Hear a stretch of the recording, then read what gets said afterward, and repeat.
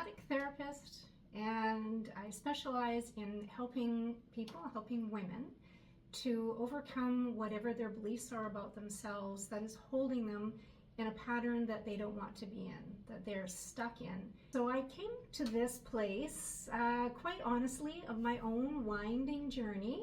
I started at 23 years old.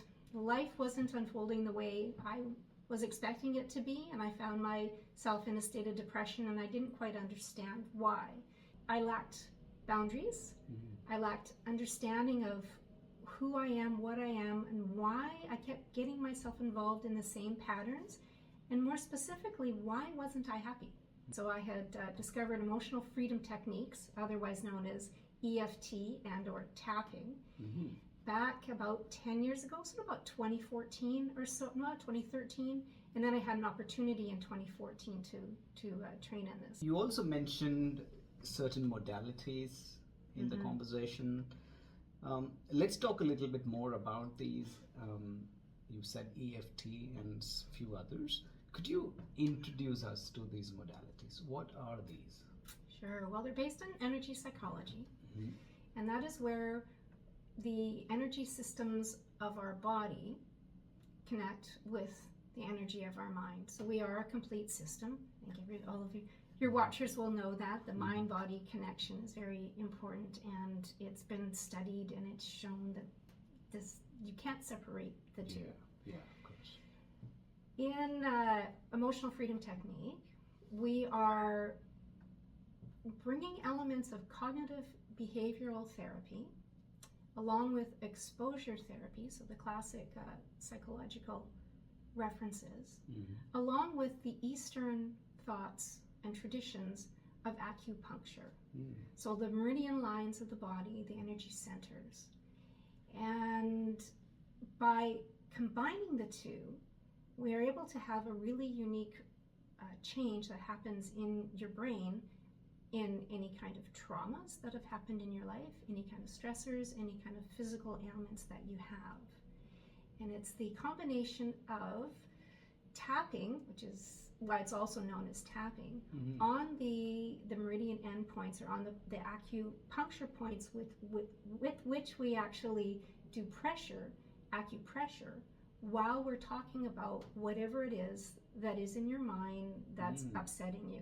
It can be an issue, a pain, a conflict, a belief, and then we go about changing that. How does it work? Yes. Well, I'll demonstrate it while I'm sharing. Yes, please. So we're also bringing a bit of the neuro-linguistic programming in as well. Okay. So we're bringing up something that is maybe a bit stressful, that you're uncomfortable about, and we're bringing it to your mind. And as we're bringing it to your mind, your subconscious gets engaged, because that's where the memory is stored, because it's not happening here right now. So say you were afraid of dogs. Maybe you were little and a dog just jumped up on you and licked you in the face, but you were so little you fell over, and then from then on you had this fear that, oh my gosh, dogs are going to hurt me. So it doesn't even have to be something that was traumatic that appears on the outside. So your body is now reacting, and your subconscious is telling you it's time to be afraid.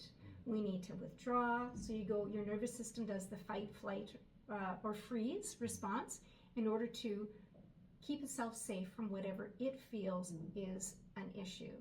We get it out of you by having you think about that situation best you can, and then we tap on the points of your body. So we always start at the side of your hand, and this is where nerve endings that are there. So we tap on there while we're talking about the issue.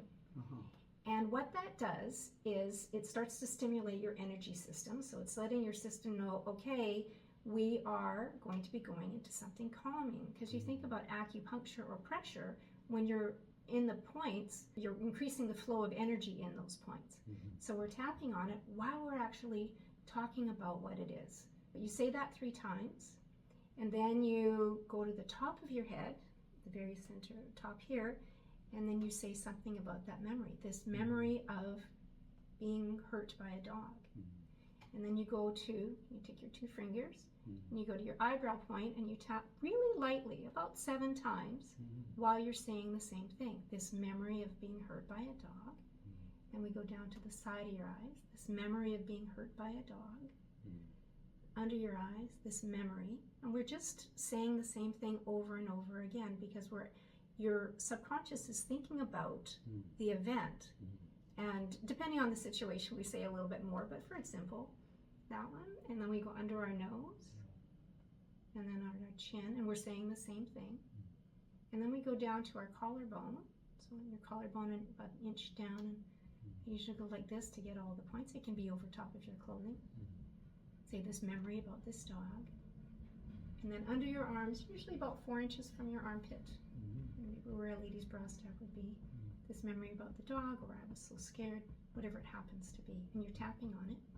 Then you put your hands down, and then you get a big breath. Breathing that in and out, kind of resetting yourself. And then you reevaluate, how are you feeling now? And it's the act of bringing up the memory, the fearful memory, if that's what it is, while calming your body. Because this tapping sends a signal to your body that I'm safe right here, right now. You can't be scared and safe at the same time. So things get scrambled in your memory center and in your nervous center, in your limbic system, in your brain, and then we're recreating a new scenario. And what we find is that the body will relax and will release. Often there'll be yawning, sometimes a bit of burping, a bit of shaking, and the body's doing its natural release of the stress response. So our goal is to get you from an intensity of whatever you were. So we measure it on a 0 to 10, how intense that memory was, and then we try and get it down to 0 as quick as possible. Okay. In a stress-free, painless, little tears as possible way. Is there anything else you would like to share with our community, our worldwide Wellma community of healers and teachers? Being in community, so thank you for bringing that up, is so incredibly important. When a person is able to be in community and learn from each other, that is one of the most healing things that can be done that I think we don't utilize or don't have in our world now. The networks of folks who know things and who can help you just by you being in the room. I think I learned that early on when I was in the 12-step groups for adult children of alcoholics. Hearing somebody else's story, and you don't have to share your own, but just listening to somebody else knowing, oh my gosh, it's not just me. Because we often think that it's us, that there's something really dreadfully wrong with us. It's not. It's a shared human experience. We are all the same. So when you hear somebody else's story, you'll go, oh my gosh, I can do that. I think I can do that. And then they support you and they help you with that. And then you have more and more people around. You'll get the strength and you'll get the courage to start healing yourself when you are in a community that is really interested in healing themselves. And it can be anything, even if it's not the social or the psychological well-being yet, even if it's a dance community, even if it's just a community of meditators, even if it's having fun playing cards, it doesn't matter. Be social. That's been shown to be one of the most important things you can do for your health and well-being. Amazing advice, great advice, universal advice. No matter where we are, community does matter. Thank you for that reminder.